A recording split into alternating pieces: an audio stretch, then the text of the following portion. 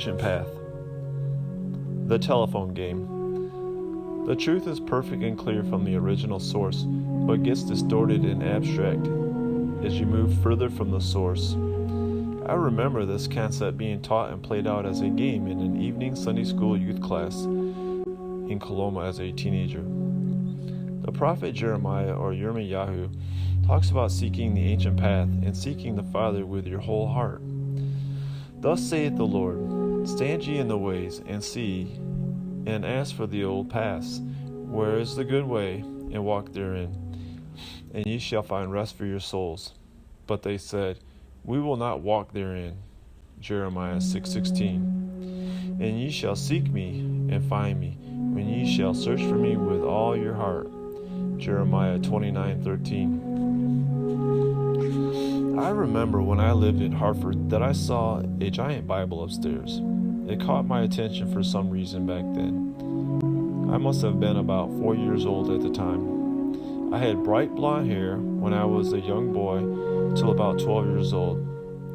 Darkness took over during that summer when I was 12, physically and spiritually. My hair became darker and life got tougher.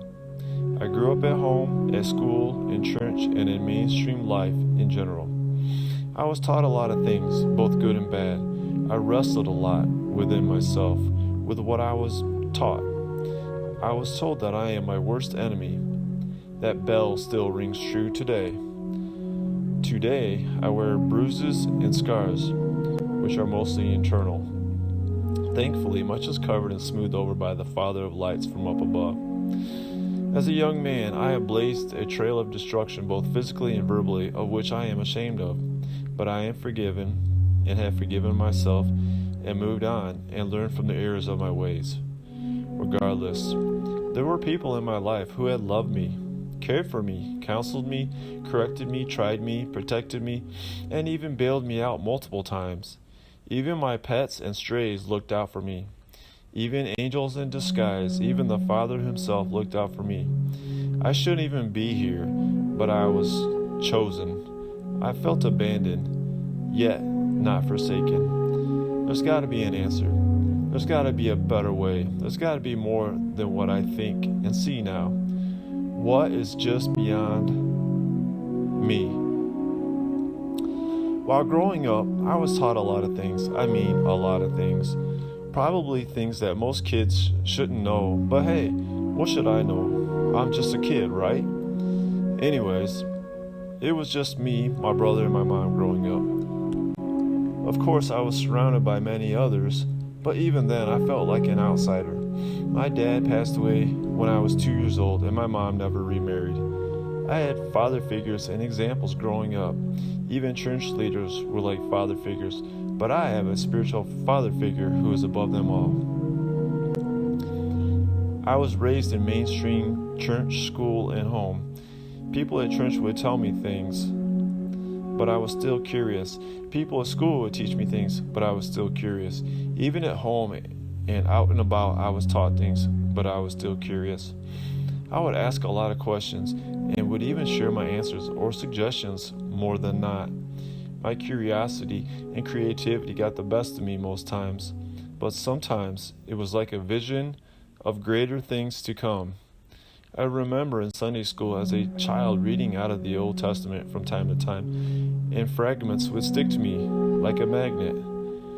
I also remember people behind the pulpit that would say that the law was done away with and that we live under the New Testament and grace.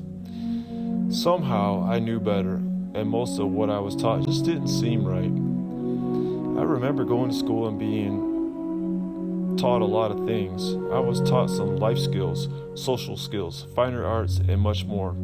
I was also taught about friendship and bullying, trouble and integrity, reality, and more. I remember being in 9th grade and being taught some Greek mythology in my English class, only to find out that what was written as mythology has a lot of real truth behind it in recent times and through recent independent research. At home and in life in general, I was taught a lot of things, and I grew up early. It was just me, my brother, and my mom growing up for the most part. We lived on a fixed income with no vehicle. It was tough. I felt prompted to be the man of the house since I was the oldest. I had to be responsible and figure a lot of things out quick, fast, and in a hurry.